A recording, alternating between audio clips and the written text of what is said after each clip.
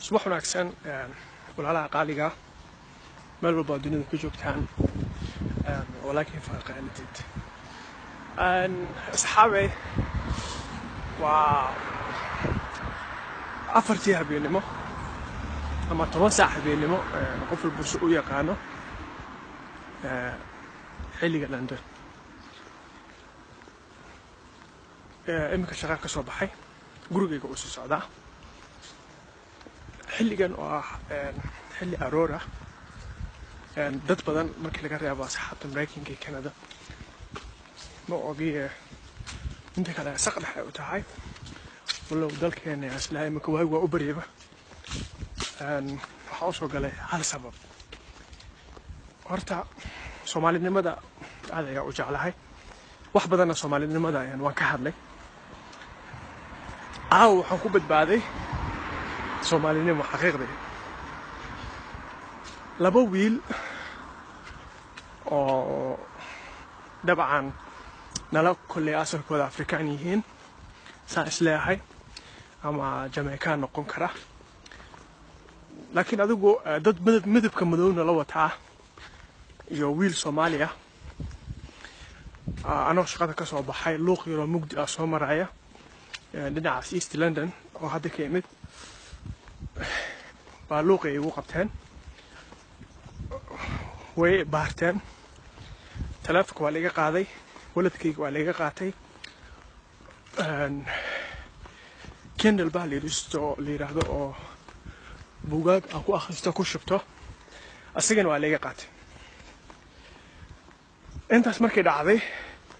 waa midka Soomaaliga ah ayaa waxa marka hore ku madowga ayaa si fiican ugu jeeda kaliya laakiin wiilka Soomaaliga ah maraha ugu xirneed markaas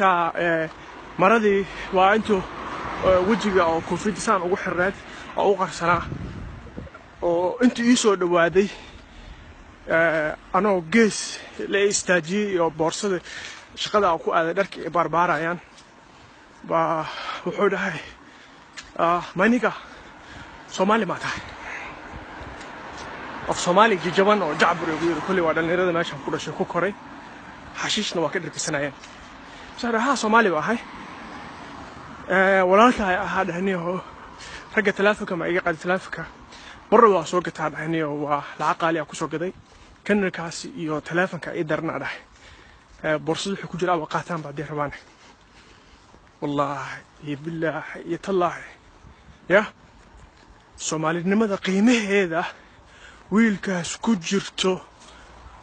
aad iyo aad u yaabay wajigiisu iga sii qariyay wuxuu dhan uu ka dafay wuxuu dhahay this is my brother yeah and this is my brother no way oo wuxuu ka qaadan karna ma jirto waa ku khaldanay he is my brother geesu ila baxay wuxuu dhahay jidkan iyo cabsi waaye telefoonkan qaaliga soo qaadan mar dambe Kindle-ka soo qaadanin jidkan cabsi waaye meeshan anaga hadii aan ka qaraabana khayr kala ka qaraabato caawan hada ugu badbaado habeen dambe ugu badbaadaysid meeshan boorsada dharka shaqada la ku soo mar wax kala kula soo mar marka Soomaalinimada qiimaha ay leedahay wiilkaas qabiilkayga ma idinin qabiilkiisa ma aqaano waxa caaw ii badbaadiyay waxay Soomaalinimo wallahi billahi موقفكي عن Soomaalinimada ka taagna wallahi موقف Soomaalinimada ka taagna ya mid kasi adag ya caaw istaagay oo inta naftay ugu sii jirto Soomaalinimo waxaanan ahayn inaan leeyahay ogaanin ana awalka hore ku aan sii qaatay marka walaalayga jeclahay aad iyo aad u mahadsantihiin Soomaalinimada aan ku dadaalo Soomaalinimada qiimo u yeelo Soomaalinimada aan noqoto mid guuleysata xaafadeeda ayaa imid waa faraxsan alxamdulillah telefonkayga waa ka leefka ka soo galayo Kindle-kaygi alxamdulillah aydan tuso Kindle-kayga waa jeclahay buugaag badan ay ugu jiro waa kana Kindle-kaygi alxamdulillah ilaahay waa ii badbaadiyay walaalka Soomaaliyeed aan ku badbaaday aad u mahadsan yahay magaciisa waxba ma weydiinin sababtoo ah tuug ma u quuri karo laakiin weligaa qof haddii uu ku dhacaya xataa wejigiisa hadaa garatid waa ku aqaanaa lama dhaho lama sii raaraaco marka akhyaarta idilkiin waa mahadsantihiin ballanteena waa soomaalinimada lagu dadaalo dhallinyaradana la wacyigeliyo oo waxaa loo sheego wiilkaas waa jeclaan lahaa wallaahi inaan la sii hadlo laakiin xaalad xun ay ahayd xaalad aad u xun ay ahayd